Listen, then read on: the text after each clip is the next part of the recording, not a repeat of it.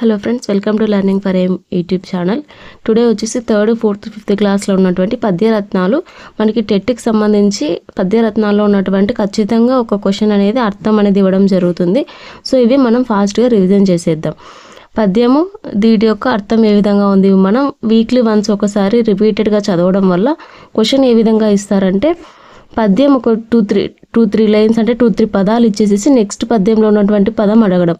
అంటే పద్యపాదంలో ఉన్నటువంటి లైన్లో ఉన్నటువంటి పదం ఏమొస్తుంది అని అడగడం, ఇది ఒక రకం. లేదా ఫస్ట్ లైన్ ఒకటి ఇచ్చేసేసి ఇది ఏ శతకం అని అడగడం. ఇవాళ టెలిగ్రామ్ పేజ్లో మనము క్వశ్చన్స్ అనేటివి అప్లోడ్ చేయడం జరిగింది. వాటికి ఈ క్లాస్ విన్న తర్వాత ఒకసారి వెళ్ళి ఆన్సర్ చేయడానికి ట్రై చేయండి. స్టార్ట్ చేద్దాం. అనగననగ రాగం అతిశయలుచునుండు, తినగ తినగ వేము తీయనుండు, సాధనమున పనులు సమకూరు ధరలోన, విశ్వదాభిరామ వినురవేమ. ఈ పద్యాలు అనేటివి మనకి ఎక్కువ అయిపోతాయి, బట్ కానీ వీక్లీ వన్స్ ఒక్కసారి రివిజన్ చేస్తూ ఉంటే మనకి నోటికి వచ్చేస్తాయి అన్నమాట పద్యాలు. వీటిలో మనం అన్ని పదాలు గుర్తుపెట్టుకోవాల్సిన అవసరం లేదండి. ఇక్కడ చూడండి, అతిశైలు అనగా పాడగా పాడగా, అతిశైలు అనేది మనకి అభివృద్ధి చెందు, వేము అంటే వేపవి మనకు తెలిసింది, సాధనము అంటే సాధనం చేస్తామంటే అభ్యాసిస్తాము అని, సమకూరు నెరవేరు ఇది మనకు గుర్తుండదు కాబట్టి ఇది కొంచెం హైలైట్ చేసుకోవాలి. సమకూరు నెరవేరు, ధర భూమి నేల. ధర అంటే మనకి మహిమ, భూమి నేల మాత ఇవన్నీ వస్తాయి కదా, ఇవి మన ఆడ్ వన్ అవుట్ చేయడానికి పర్యాయ పదాల్లో కానీ అర్థాలు నానార్థాల్లో ఆడ్ వన్ అవుట్ చేయడానికి ఈజీ అవుతాయి అన్నమాట. ధర అంటే ఏమవుతుంది అని తెలుసుకోవడం వల్ల. నెక్స్ట్, బహుళ కావ్యములను పరికింపగావచ్చు, బహుళ శబ్దచయము పలుకవచ్చు, సహనమొక్కటబ్బ చాలా కష్టంబురా, విశ్వదాభిరామ వినురవేమ. అంటే మనము అనేక కావ్యాలు అంటే గ్రంథాలను మనం పరికించు అంటే ఇది కొంచెం చూసుకోవాలి, పరిశీలించు. అనేక గ్రంథాలను పరిశీలించు, బహుళ శబ్దచయము పలుకవచ్చు అంటే శబ్దచయం ఇంపార్టెంట్. శబ్దచయం అంటే పదాల సమూహము. సహనం, ఎన్ని గ్రంథాలు చదివినా ఎన్ని పదాల సమూహాన్ని మనం నేర్చుకున్నప్పటికీ కూడా సహనం అనేది మనకు అలవాటడం అనేది చాలా ఇంపార్టెంట్. అబ్బు అంటే అలవాటగు, ఈ రెండు అర్థాలంటే ఇక్కడ ఇంపార్టెంట్. సహనము ఓర్పు, అబ్బు అలవాటగు. సో ఇక్కడ మీనింగ్ ఏంటి, ఎన్ని కావ్యాలు చదివినా ఎంత పదాల సమూహం నేర్చుకున్నప్పటికీ కూడా మనకి సహనం అనేది అలవాటడం అనేది చాలా కష్టం అంటున్నారు. నెక్స్ట్, చదువు చదవకుండా సౌఖ్యంబు నుండదు. సౌఖ్యంబు అంటే సుఖం, దేనికి ఉండదు సుఖం, చదువుకోకపోతే. చదువు చదివే నేను సరసుడగును. సరసుడు అనేది ఇక్కడ ఇంపార్టెంట్, మంచిని గ్రహించగలవాడు. సో మంచిని పెంచేవాడు, మంచిని గ్రహించగలవాడు, మంచిని కోరుకునేవాడు. ఈ విధంగా మనకు కొంచెం కన్ఫ్యూజ్ చేయడానికి ఇచ్చే అర్థాలు ఉంటాయి. సరసుడు, సా అంటే సు అంటేనే మంచి అని వస్తుంది కాబట్టి సరసుడగును అంటే సరసుడు అంటే మంచిని గ్రహించగలవాడు, ఇది ఇంపార్టెంట్. చదువు మర్మమెరిగి చదివిన చదువురా అంటే మనం ఊరికే చదివితే సరిపోదు, దాంట్లో ఉన్నటువంటి సారం భావం రహస్యం ఏమిటనేది తెలుసుకొని చదివితేనే మనకి అది మంచిని గ్రహించగలిగిన వాళ్ళం అవుతాము. మర్మము అంటే సారం భావం రహస్యం. ఈ విధంగా ఇది ఏ శతకం, విశ్వదాభిరామ వినురవేమ వేమన శతకం. ఐకమత్యం ఒక్కటి ఆవశ్యకం బెబ్డు, దాని బలిమీనెంత అయినా గూడు, గడ్డి వెంటి బెట్టి కట్టరా ఈనుంగు, విశ్వదాభిరామ వినురవేమ. ఐకమత్యం అంటే కలిసి ఉండడం, ఇది మనకు తెలుసు. ఆవశ్యకం అంటే అవసరం, ఎబ్డు ఎల్లప్పుడు, బలిమి అంటే బలం. ఇక్కడ ఏమంటున్నారు, ఇది పోలిక చేస్తున్నారనమాట. ఐకమత్యంతో ఉండడం వల్ల మనము ఎంత బలవంతమైనటువంటి ప్రమాదానైనా ఎదుర్కోవచ్చు. అంటే ఒక గడ్డిలో ఉంటాయి కదా, గడ్డి పరకలు అనేవి చాలా బలహీనంగా ఉంటాయి ఒకటొకటి, కానీ వాళ్ళన్నిటినీ కలిపి పేనితే ఒక పెద్ద తాడు అవుతుంది. దాంతో ఇంత పెద్ద ఏనుగునైనా కట్టి దాన్ని మనము అదుపులో తీసుకోవచ్చు, లాగవచ్చు అంటున్నారనమాట. ఇక్కడ ఇంపార్టెంట్ బలిమి అంటే బలం, ఇది చాలా ఇంపార్టెంట్. ప్రీవియస్లో వచ్చిన క్వశ్చన్ అనమాట. కమలాప్తుడు సూర్యుడు తామరలకు మిత్రుడు. కమలములు అంటే ఏంటి, తామర పూలు. నీట బాసిన అంటే నీటిలో నుంచి వెళ్ళిపోతే. కమలాప్తుని రశ్మి సోకి కమలిన భంగిన్. కమలాప్తుడు అంటే సూర్యుడు, అవి వాటర్లో ఉన్నంతసేపే వాటికి సూర్యరశ్మి హెల్ప్ అవుతుంది. బట్ ఎప్పుడైతే వాటర్లో నుంచి వెళ్ళిపోతే అవి సూర్యరశ్మి తగిలి ఏమైతే వాడిపోతాయి. తమ తమ నెలవులు ఇంపార్టెంట్. నెలవు అంటే వాటి యొక్క నివాసాన్ని వదిలి వెళ్ళిపోతే. తమ మిత్రులే శత్రులౌట తథ్యము సుమతి అంటే వాటి మిత్రుడు అప్పటి వరకు ఎవరు, తామరలకు మిత్రుడు సూర్యుడు, బట్ కానీ దాటి యొక్క స్థానాన్ని దాటి వెళ్ళిపోతే వాటి యొక్క మిత్రుడైనటువంటి సూర్యుని రశ్మి తగిలే అవి వాడిపోవడం జరుగుతుంది. సోకి తాకి తగిలి, కమలాప్తుడు సూర్యుడు, రశ్మి కిరణము, నెలవు చోటు. నెక్స్ట్ లావు కల వాని కంటెను భావింపగ నీతిపరుడే బలవంతుండవు, గ్రావంబంత గజంబును మావటివాడు ఎక్కినట్లు మహిళో సుమతి. సుమతి అంటే మంచి బుద్ధి గలవాడు. ఇంతవరకు చెప్పినాక సు అంటేనే మంచి అనే మీనింగ్తో స్టార్ట్ అవుతుంది. లావు బలం శక్తి. బలిమి అంటే ఏంటి? బలం. లావు చూడండి, బలం అన్నదానికి మనం బలిమి కన్ఫ్యూజ్ కావద్దు. లావు అంటే బలం శక్తి. నీతిపరుడే తెలివి గలవాడే. గ్రావం అంటే కొండ. గజము ఏనుగు, మావటివాడు ఏనుగును నడిపించేవాడు. మహి అంటే భూమి. మనకి ధర అన్నా కూడా ఏమొచ్చింది? భూమి నేల అని వచ్చాయి. మహి అన్నా కూడా భూమి. నెక్స్ట్ కలిమిగల లోబి కన్నను విలసితముగా పేద మేలు వితరణి అయినన్. అంటే కలిమి అంటే సంపద, లోబి అంటే పిసినారి, విలసితముగా అంటే చక్కగా, విలసితముగా అంటే చక్కగా, పేద మేలు అంటే బీదవాడు మేలు, వితరణి ఇంపార్టెంట్ దాత, చలిచలమ మంచినీటి గుంట, కులనిధి ఎక్కువ నీరు కలిగినది, అంబోధి సముద్రం.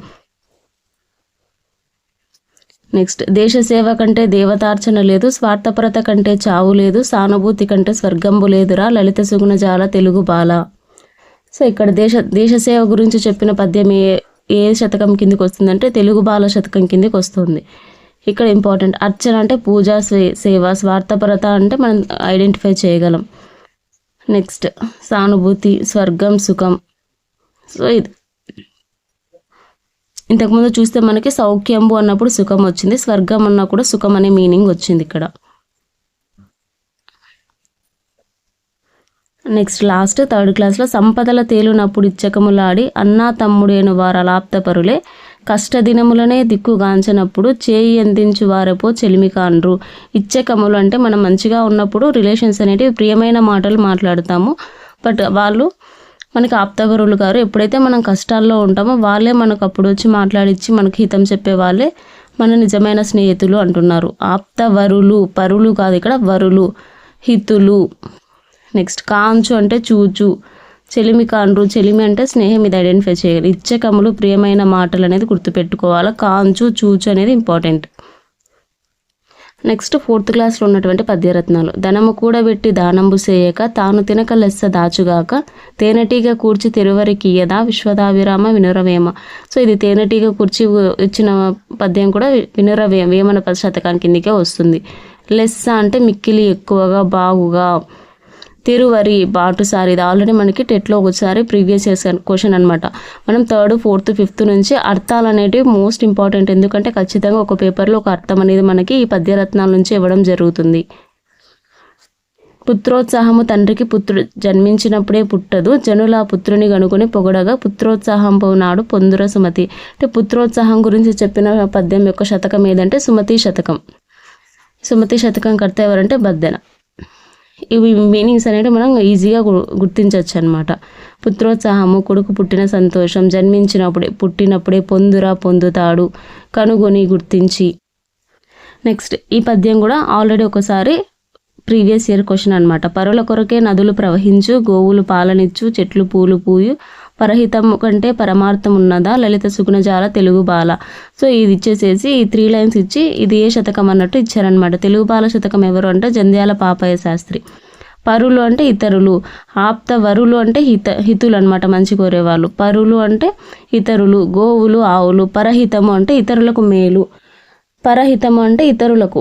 పరులు అంటే ఇతరులు కాబట్టి హితము అంటే మంచి చేయడం. ఈ విధంగా పరమార్థము అంటే నిజమైన ప్రయోజనం, ఇది ఇంపార్టెంట్. పరమార్థము నిజమైన ప్రయోజనం.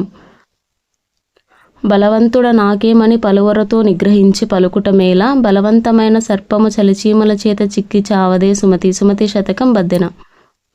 ఓకే, బలవంతుడు బలం కలవాడు, పలువురు చాలామంది, సర్పం. సో ఇవన్నీ మనం ఈజీగా ఐడెంటిఫై చేయగలం. బట్ నిగ్రహించు అంటే ఎదిరించి, ఓపికతో ఉండడం అన్నట్టు మనకి నార్మల్ మీనింగ్ వస్తుంది. బట్ కానీ నిగ్రహించు అంటే ఎదిరించి, పలుకుట, మాట్లాడటం. సో బలవంతుడ నాకేమని పద్యం బద్దెన శతకం. మొదలు చూచిన కడుగొప్ప పిదప కురుచ ఆది కొంచెము తరువాత నదిక మగుచు తనరు దినపూర్వ పరభాగజనితమైన ఛాయపోలిక కుజన సజ్జనుల మైత్రి. సో ఈ మైత్రి గురించి చెప్పినది కుజన సజ్జనుల, ఏనుగు లక్ష్మణ కవి. సో ఇలాంటి కొన్ని కీవర్డ్స్ పెట్టుకొని మనము ఆ శతకకర్త ఎవరనేది గుర్తుపెట్టుకోవచ్చు. 3rd, 4th, 5th క్లాస్లో ఉన్నటువంటి పద్యాల్లో కొన్ని కీవర్డ్స్ని బేస్ చేసుకొని శతకకర్తని ఈజీగా ఐడెంటిఫై చేయగలం అనమాట.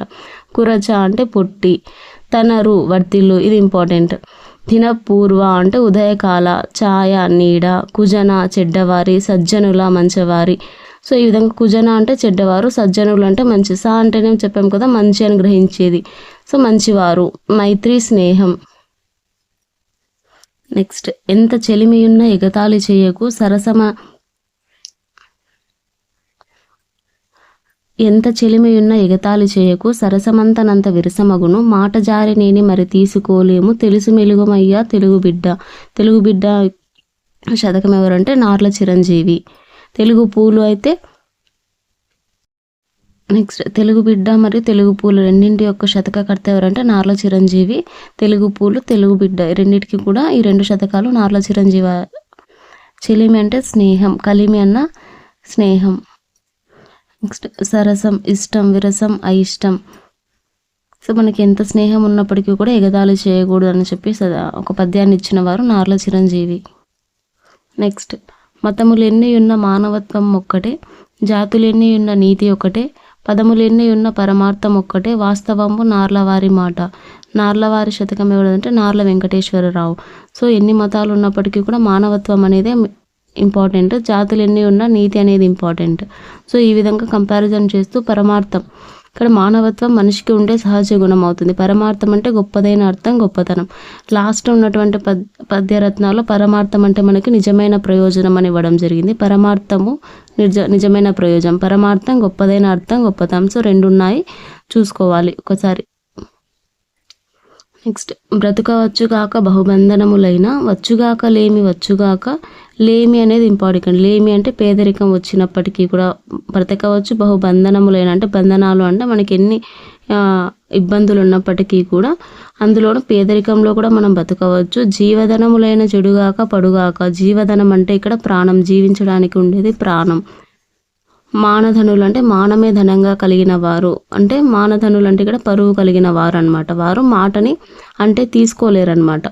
పేదరికంలోనైనా బతుకుతారు కానీ వారు ఒక మాటనంటే మాత్రం తీసుకోలేరు. ఎవరంటే మానధనులు అంటే పరువు కలిగిన వారు. నెక్స్ట్ ఈ విధంగా పరువు గురించి మాట్లాడిన పద్యం ఎవరు అంటే పోతన.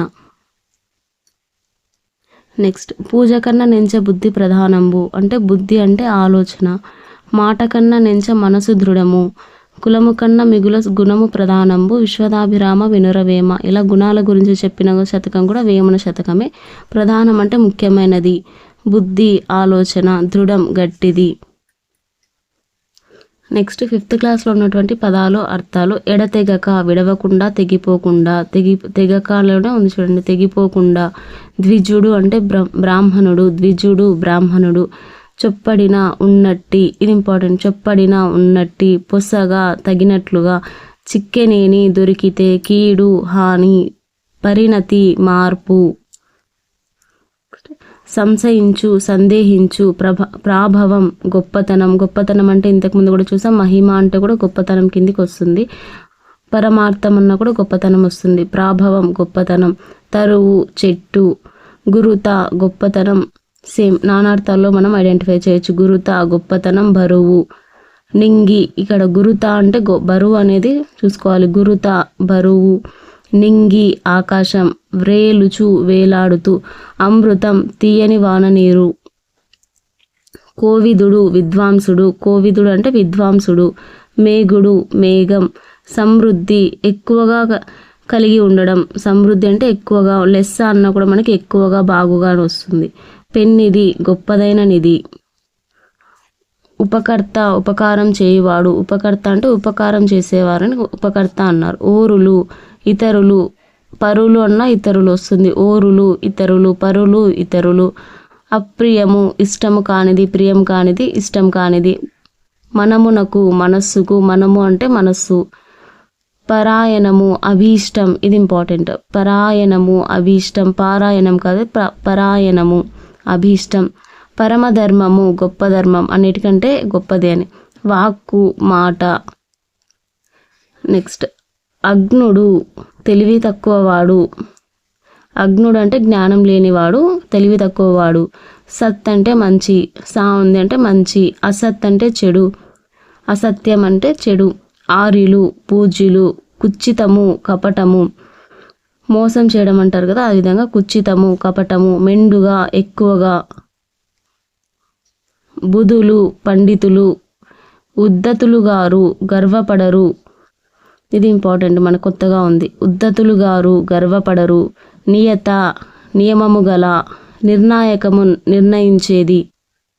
నెక్స్ట్ ఇవి పద్యాలు అనమాట. మొత్తం పద్యాలు కలిపి ఒక సైడ్ మీనింగ్స్ ఇచ్చేస్తారు. ఇప్పుడు అవి చూసాము. అప్పిచ్చువాడు వైద్యుడు, ఇది సుమతి శతకం బద్దెన. నెక్స్ట్ నార్లవారి మాట, నార్ల వెంకటేశ్వరరావు. సో నెక్స్ట్ వేమన శతకం, వేమన విశ్వదాభిరామ వినురవేమ. ఈ పద్యాల్లో ఉన్నటువంటి మనకి భావం అడిగే ఛాన్స్ లేదు. మచ్చిక లేని చోట సమానమనము, వచ్చిన చోట మెండుగా. సో ఈ వీటిలో ఏ విధంగా అంటే ఇది ఒక చాటువు పద్యం. ఈ పద్యం ఒక లైన్ ఇచ్చేసేసి తర్వాత ఇది ఏ పద్యం దేని కిందకి వస్తుందని అంటారు. ఇది ఒక చాటువు పద్యం అని గుర్తుపెట్టుకోవాలి. నెక్స్ట్ కాళికాంబ హంస కాళికాంబ పోతులూరి వీరబ్రహ్మం గారి శతకం. నెక్స్ట్ ఒరులేయవి ఎనరించిన నరవర ఎప్రియము సో ఈ పద్యం ఒరులు అంటే మనం ఇంతకుముందు చూసాము, ఇతరుల మీనింగ్ వస్తుంది. సో ఈ విధంగా ఇతరుల గురించి సంబంధించినటువంటి పద్యం వచ్చింది తిక్కన.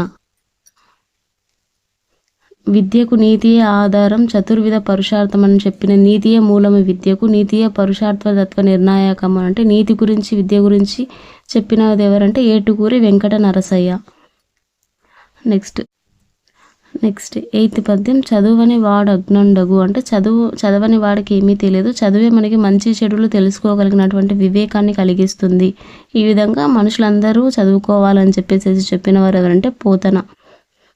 ఈ పద్యం అనేసి ఇక్కడ క్వశ్చన్ ఏ విధంగా ఉంటుందంటే ఈ పద్యం ఎక్కడి నుంచి తీసుకున్నారంటే హిరణ్యకశిపుడు ప్రహ్లాదునికి చెప్పాడనమాట. ఇది ఇంపార్టెంట్. హిరణ్యకశిపుడు ప్రహ్లాదునికి చెప్పిన పద్యం ఏది అంటే ఇది. ఈయన చదువు గురించి ప్రహ్లాదునికి చెప్పాడనమాట. దీన్ని ఎవరు మనకి చెప్పారంటే పోతన శతకంలో నుంచి తీసుకున్నారు. నెక్స్ట్ భర్తృహరి సుభాషిత శతకాల్లో నుంచి తీసుకొచ్చినది. తరువులు అంటే చెట్లు అనమాట. బారుగతున్గాంచ అంటే చెట్లు నిండుగా రసం ఉన్న పండ్లు బరువు ఎక్కువగా ఉంటాయి. ఆకాశంలో ఆధారం లేకంటే ఇక్కడ మేఘాలతో ఉన్నటువంటి ఆకాశంలో ఆధారం లేకుండా వేలాడుతూ మేఘుడు అమృతం వంటి నీటిని వర్షం ద్వారా ఇస్తాడు. నిండుగా సంపదలు ఉండడం చేత పండితులైన వారు అహంకారం పొందురు.